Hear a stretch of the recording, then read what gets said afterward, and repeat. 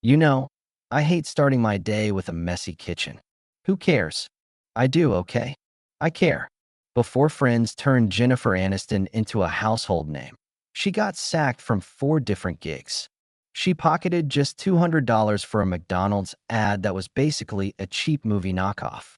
She racked up $5,000 in debt and slung burgers as a waitress for years. NBC nearly swapped her out after the Friends pilot because folks couldn't stand Rachel. But she didn't back down. Then, in 2025, something wild went down. At 56, with $320 million in the bank and 3 divorces behind her, Jennifer made a move that left Hollywood stunned. Here's the real scoop on what happened off-screen. Jennifer Aniston came into the world on February 11th, 1969, in Sherman Oaks, Los Angeles. From the outside, it seemed like a glitzy Hollywood family. Her dad, John Aniston, was a star on Days of Our Lives, while her mom, Nancy Dow, had modeled and popped up on shows like the Beverly Hillbillies. But home wasn't a happy set. Her mom constantly told her she wasn't pretty enough, even as a toddler, saying stuff like, "Put your face on." Those words stung and echoed through Jennifer's life. Her family roots added more drama. Her mom's Italian heritage clashed with her dad's strict Greek upbringing, creating a tense household. John, a Navy vet and Penn State grad, brought a no-nonsense vibe to his acting career, while Nancy was all about glamour and control. Their screaming matches were intense, but no one ever talked feelings in a real way, leaving Jennifer caught in the chaos, feeling unseen. Her godfather, Telly Savalas, the tough guy actor, tried to be a bright spot. Off-screen, he was kind, helping her dad with roles and even buying Jennifer a house when she was young to give her some stability. But even his star power couldn't shield her from the emotional mess at home. She later said Telly was a big part of her childhood, but he couldn't fix the cracks in her family. Jennifer had siblings, but they didn't make things smoother. Her older half-brother, John Mellick, born in 1959 from her mom's first marriage, stayed low-key in the film biz. Then, at 20, she got a younger half-brother, Alexander Aniston, born in 1989, who rejected Hollywood entirely, living a free-spirited life with tattoos screaming, "Live free," and down to cuddle. He once griped that people asking about Jennifer were a pain in my ass at a festival. So, Jennifer was sandwiched between a protective older brother and a rebellious younger one who wanted nothing to do with her world. Her parents' marriage was crumbling from the start. Constant fights and her mom's harsh critiques about her looks wore her down. Her dad, wrapped up in acting, was emotionally distant. By November 1979, when Jennifer was just 10, he walked out.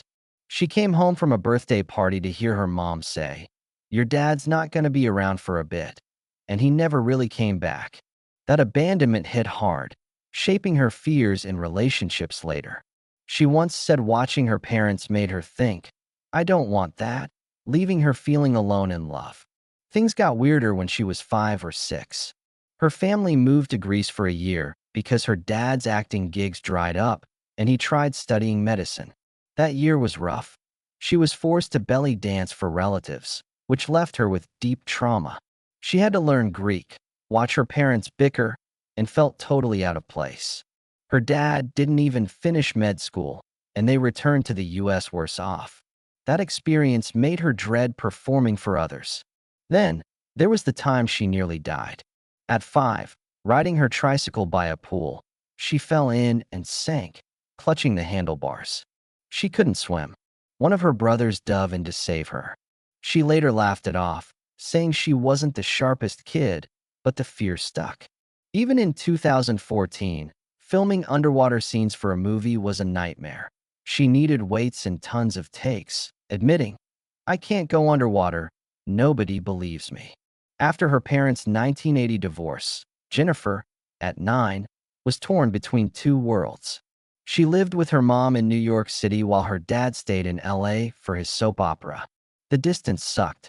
She barely saw him, and her mom's daily jabs about her looks, calling her not beautiful and comparing her to others, crushed her. On top of that, Jennifer had undiagnosed dyslexia, making school a struggle. She couldn't keep up, felt dumb, and didn't know why until her early 20s when an eye test revealed her eyes skipped words while reading. She scored 3 out of 10 on a reading test, and that diagnosis explained years of feeling lost. Growing up, her parents, despite being in showbiz, banned TV. She went to a Waldorf school where it wasn't allowed, so while her dad was on Days of Our Lives, she couldn't watch. She'd sneak peeks at Dynasty when sick, feeling guilty for loving the thing her family revolved around. At 11, she found solace in her school's drama club, but dyslexia made memorizing lines tough, and she hid her pain by being the class clown. That humor became her superpower later. At 15, she started at LaGuardia High School, the famed school, where her drama teacher, Anthony Abeson, saw her potential. He told her, "It starts with the shoes," meaning a character begins with the body. She's shown in plays like Three Sisters and The Sign in Sidney Brustian's window, and he was the first to call her funny, a moment that stuck. But home life got uglier. Her mom, working on a book in the 80s, called Jennifer a disappointment, not the model daughter. At 16, Jennifer rebelled by dyeing her hair blonde. When her mom's book, From Mother and Daughter to Friends, came out in 1999, it shattered their bond for years. By 17, Jennifer landed her first off-Broadway role in For Dear Life while waitressing to get by. Auditions were brutal. Casting directors said her Greek features were too ethnic for Hollywood. It stung, but she kept going, performing and dancing on Checker's grave and learning from her old teacher. She graduated high school in 1987, considered art school for her love of pottery, but dyslexia made scripts and tests brutal. After her dyslexia diagnosis, she skipped college for acting, waitressing, and chasing auditions, believing the struggle would pay off. At 19, she landed a tiny role in Mac and Me, a terrible E.T. ripoff that was basically a McDonald's ad. She sat on a curb in a fake dance party, earning $200, barely enough for gas to the San Fernando Valley. The $13 million film flopped, making just $6.4 million, and critics called it a shameless corporate ploy. Even Nikki Cox was in it, uncredited, and everyone later pretended it never happened. More flops followed. In 1990, she got a role on Fox's Malloy, moving from New York to LA and burning through her savings. It tanked after 7 episodes, leaving her $5,000 in debt and back to waitressing at Jackson Hole Hamburgers for 2.5 years. It hurt worse knowing Mayim Bialik's Blossom soared while Malloy crashed. That same year, she played Jeannie in NBC's Ferris Bueller TV show, but the role was a flat, angry teen stereotype.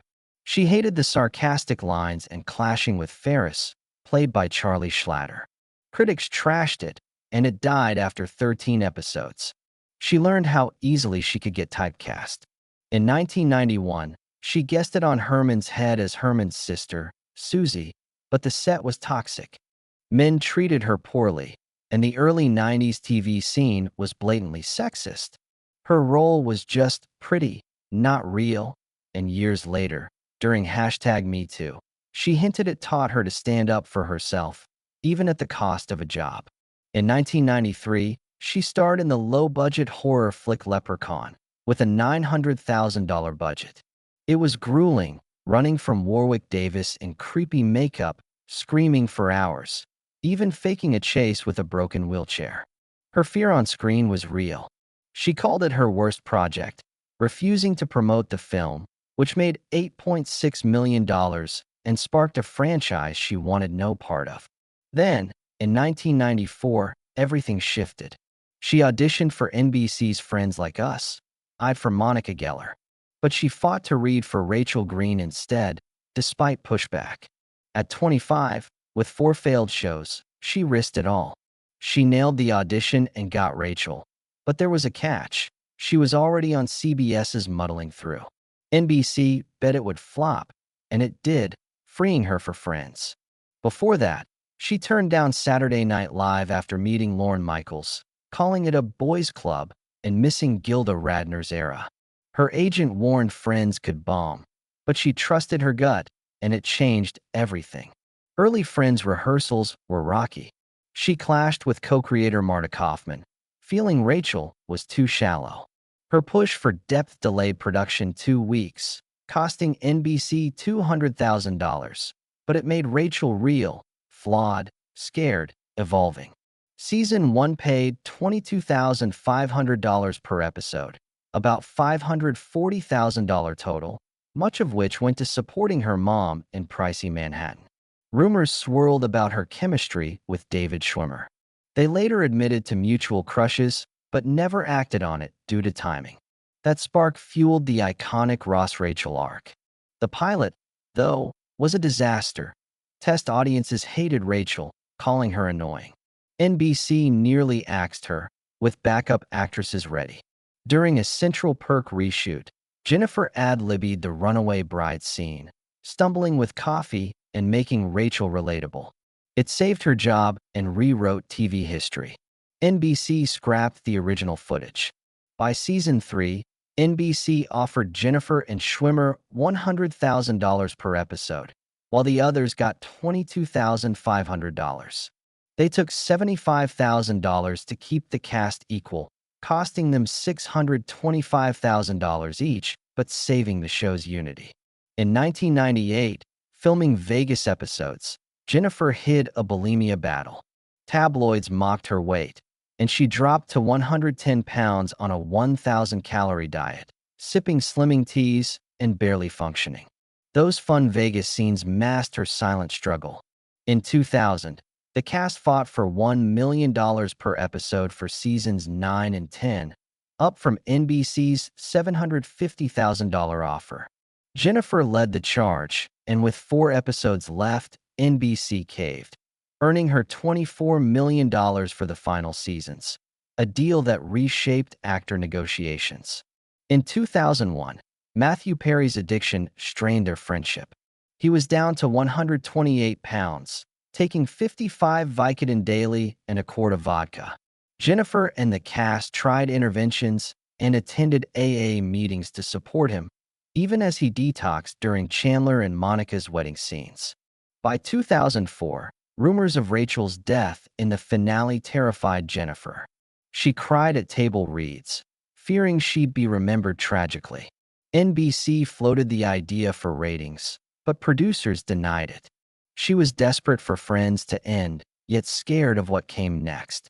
At 39, in 2008, Jennifer did the unthinkable for a Hollywood actress.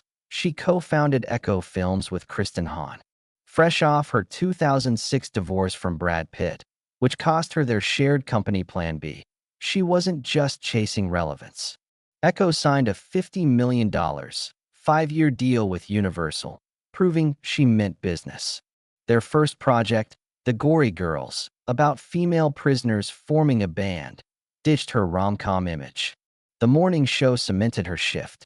Apple TV Plus sank $300 million into its first 2 seasons, $15 million per episode, one of TV's priciest. Jennifer and Reese Witherspoon earned $2 million per episode, plus producer fees and ownership shares, netting over $20 million per season. When COVID hit in 2020, Apple added $100 million to keep it afloat. Jennifer wasn't just acting. She called shots, overruling directors and tweaking scripts, causing tension but earning her control. Season 2 tackled racism, with Jennifer adding unscripted lines about pay gaps and unfair treatment, mirroring real Hollywood issues. Nicole Beharie faced similar off-screen treatment, echoing the show's themes. With COVID and George Floyd's murder as backdrops, the show became more than entertainment.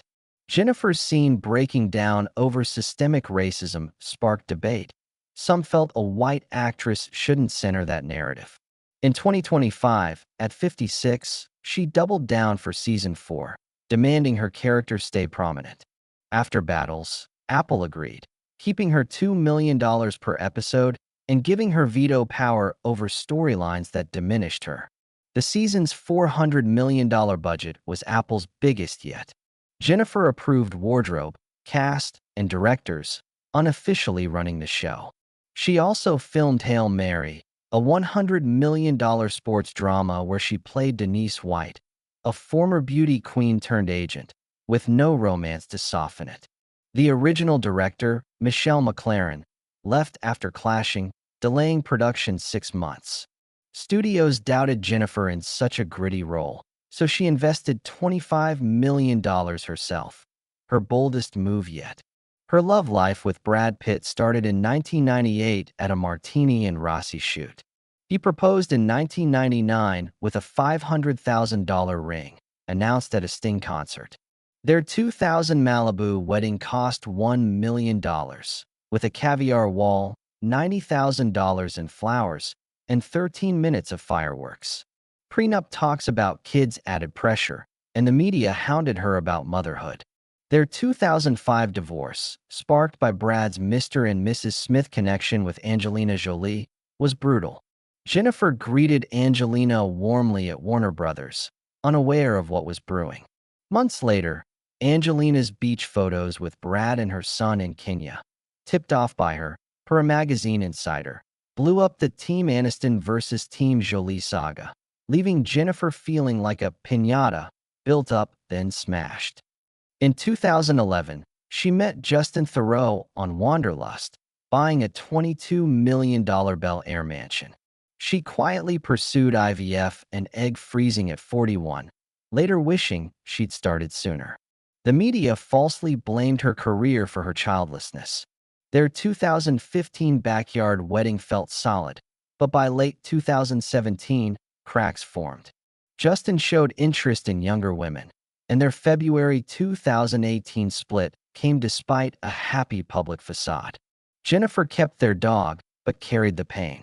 In July 2025, she was linked to hypnotist Jim Curtis, with 550,000 followers, who helped her through a terrifying 2-year stalking ordeal.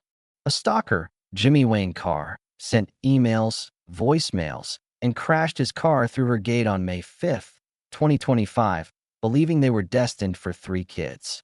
Jim's hypnotherapy calmed her insomnia and fears. At 56, her $320 million empire grows, with $20 million yearly from Friends, 2% cash share of its $1 billion revenue.